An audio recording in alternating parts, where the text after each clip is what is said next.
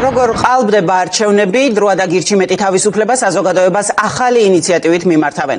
ეს გულისხმობს კიდევ ერთ პლატფორმას, რომლის ბაზაშიც მოხვდებიან ადამიანები, რომელთა სახელსაც არჩევნების გაყალბება უკავშირდება. ელენე ხოშტარია და ზურა ჯაფარიძე მოქალაქეებს მიმართავენ წინა საარჩევნო პერიოდში დაეხმარონ ასეთი ადამიანების იდენტიფიცირებაში. პლატფორმის წარდგენა ამ წუთებში იწყება. ქეთი ნადიბაიძე უფრო მეტს გვეტყვის ინიციატივის შესახებ. Met details am iniciatiivis შესახებ გავიგებთ სავარაუდოდ მას შემდეგ, რაც რამდენიმე წუთში ღონისძიება დაიწყება და გირჩი მეტი თავისუფლების და დროას ლიდერები გააცნობენ საზოგადოებას ამ ინიციატივას და ამ ღონისძიების და ამ ინიციატივის მთავარი ადრესატი შეიძლება ითქვას, რომ არის საზოგადოება, არიან ამ უმრჩევლები, რომლებსაც მიმართავენ და ითხოვენ მათგან დახმარებას არჩევნების გაყალბების პრევენციისთვის.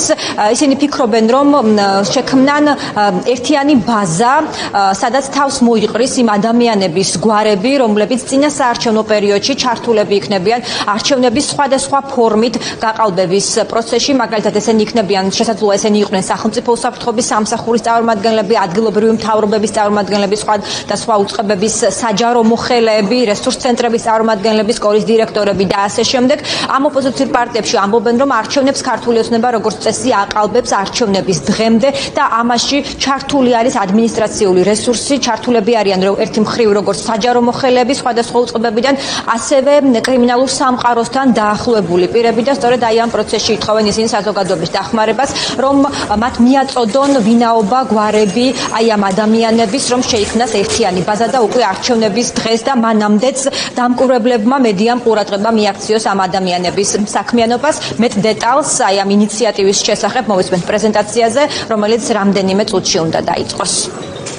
მინდა დახმარება ვთხოვოთ ჩვეულებრივ მოქალაქეებს, როგორც სამოქალაქო სექტორის წარმომადგენლებს, იმაში რომ დაგვეხმაროთ თითოეულ საარჩევნო ოლქში გამოვავლინოთ ის ადამიანები, რომლებიც იქნებიან ესენი ქართული ოცნების პარტიის წარმომადგენლები, თუ სუსის წარმომადგენლები, თუ რესურს ცენტრის წარმომადგენლები, თუ კრიმინალური სამყაროს წარმომადგენლები, თუ სასულიერო პირი, ვინც უშუალოდ არიან ჩართული მოქალაქეების წყალებში აღწერაში, მათზე მონაცემების შეგროვებაში და შემდეგ ამ ინფორმაციის გადაგზავნაში ცალკე იუსტიციაში, ცალკე შინაგან საქმეთა სამინისტროში, შემდეგ მოხდეს ამ ადამიანებთან მუშაობა, გაცვლა ხმებში, სხვა რაღაცების, ისე როგორც ზეწოლის განხორციელება იმ მოქალაქეებზე, რომლებიც გაცვლას არ დაექვემდებარებიან. მათი განეიტრალება და გამოვლენა, ასე ვთქვათ, არის ჩვენი ამოცანა, რაც გავაკეთოთ საზოგადოებასთან ერთად.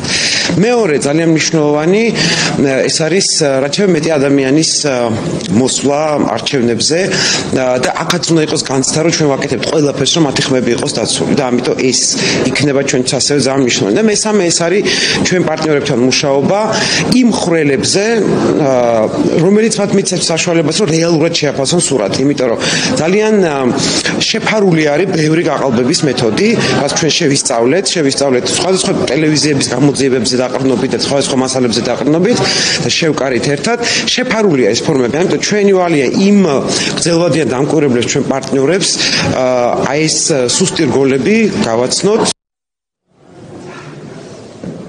რაც შეეხება ამ ორი ოპოზიციური პარტიის საარჩევნო პარტიულ გეგმებს, გირჩი მეტი თავისუფლების, ასევე დროას წარმომადგენლები ამბობენ, რომ მას შემდეგ, რაც ეს ორი ოპოზიციური პარტია დაპარტნიორდა, ამის შემდეგ ამ ეტაპზე კონსულტაციები სხვა ოპოზიციურ პარტიებთან არ მიმდინარეობს. ამბობენ, რომ ამ ეტაპზე ჯერჯერობით ნაადრევია ამაზე ლაპარაკი, მომავალი წლისთვის კი ისინი არ გამორიცხავენ, რომ როდესაც აქტიურ რეჟიმში გადავა უკვე წინა საარჩევნო პროცესი და მოლაპარაკებები პარტიებს შორის არ გამორიცხავენ, რომ გარკვეულ პლატფორმაზე, გარკვეულ კომბინაციაში ისინიც ფიგურირებდნენ, თუმცა როგორც უკვე გითხარით, ამ ეტაპზე ისინი ამბობენ, რომ არსეთ ოპოზიციურ პარტიასთან მოლაპარაკებები არ აქვთ, თუმცა ჰქონდათ ზურა ჯაფარიძემ კიდევ ერთხელ დაადასტურა, რომ მაგალითად ლელოსთან იყო მოლაპარაკებები, ამბობს, რომ ამ ეტაპზე გარკვეულ კომბინაციებზე ლაპარაკი არის ნაადრევი. უკვე ალბათ გაზაფხულზე ალბათ სხვადასხვა პარტიები მიიღებენ გადაწყვეტილებას იმასთან დაკავშირებით, თუ რა ფორმით აპირებენ ბრძოლაში შესვლას და რა ვიცი, მე ვნახოთ რა კომბინაცია იქნება. ჩვენ ნებისმიერ შემთხვევაში დავუჭერთ ისეთ კომბინაციას მხარს, რომელიც იქნება გამარჯვებაზე ფოკუსირებული. ან იმ ფორმულას, რომელიც კომბინაციაში ჩვენ კომუნიკაცია გვაქვს ლელოსთანაც და არა მარტო ლელოსთანაც, პრაქტიკულად ყველა პარტიასთან გვაქვს პროდასალურ ფლანგზე კომუნიკაცია მუდმივ რეჟიმში, იმიტომ არის ფორმატები, სადაც თანამშრომლობთ სხვადასხვა საკითხებზე. მაგალითად, ცოტა ხნის წინ ერთობლივი ინიციატივა ჰქონდა ემიგრანტების ონლაინ ხმის მიცემაზე, რომელიც ამ ერთობლივ ფორმატში მუშაობდა. ამიტომ ესეთ ფორმატში თანამშრომლობა ჩვენ ისედაც გვაქვს, მაგრამ უშუალოდ იმაზე რომ ჩვენ ახლა მუშაობდეთ რაღაც ვიღაცასთან გავერთიანდეთ ან რაღაც გავს. ეხლა ამ წუთში ჩვენ მაგით დაკავებული არ ვართ, ჩვენი საქმით დაკავებული. მე მაქვს და ელენესაც აქვს ბევრი კითხვები მაგათად გახარიასთან მიმართებაში და მანამდე ამ კითხვებს ჩვენთვის სარწმუნო პასუხები არ გაეცემა, მანამდე რთულად წარმოგიდგენე რაიმე სახის თანამშრომლობა და ეს ბევრჯერ გვაქვს ნათქვამი. ასევე არიან პოლიტიკური ძალები, პოლიტიკური ლიდერები, რომელთა მიმართაც მაინც დიდი ნდობა არ აქვს.